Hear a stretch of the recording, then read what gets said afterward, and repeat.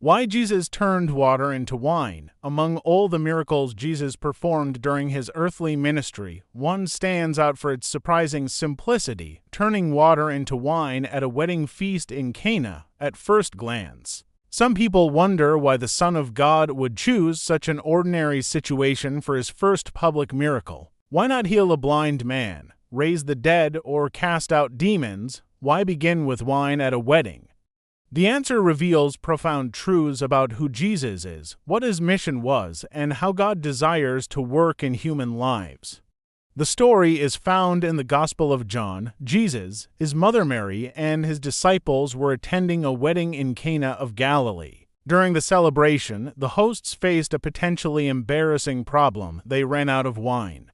In Jewish culture, hospitality was taken very seriously, and such a shortage could bring shame upon the bridegroom and his family. Mary noticed the problem and brought it to Jesus, saying simply, "They have no wine." Although Jesus initially responded that his hour had not yet come, Mary trusted him completely and told the servants, "Do whatever he tells you." Jesus then instructed the servants to fill 6 large stone jars with water. These jars were normally used for Jewish purification rituals. After they were filled to the brim, Jesus told the servants to draw some out and take it to the head steward. To everyone's amazement, the water had become excellent wine, better than what had been served earlier. John concludes the account by saying, Jesus did this as the beginning of his signs and so revealed his glory, and his disciples began to believe in him. From a Catholic perspective, this miracle carries several layers of meaning. First, it reveals Jesus' compassion for ordinary human needs.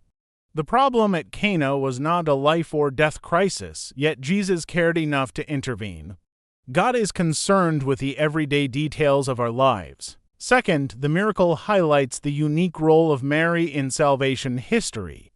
It was Mary who noticed the need and brought it to Jesus. The Catholic Church sees this as a beautiful example of Mary's intercessory role.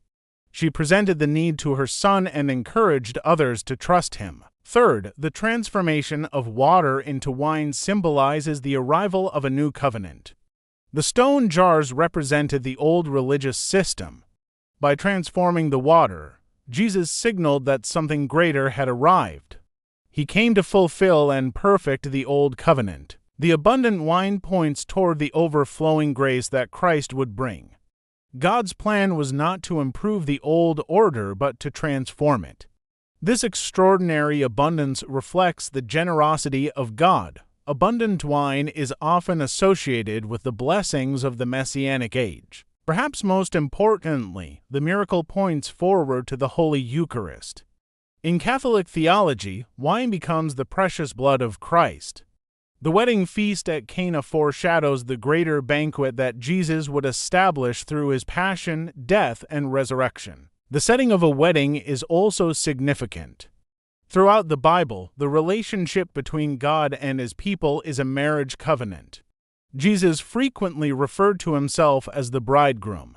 He was announcing that he had come to unite humanity with God in a covenant of love. Ultimately, Jesus turned water into wine not simply to solve a problem, but to reveal his divine identity. The miracle was a sign. When we place our lives in his hands, he can transform the ordinary into the extraordinary and our emptiness into abundance. Thank you for watching. Please like and don't forget to subscribe to the channel so you don't miss the next video. Goodbye.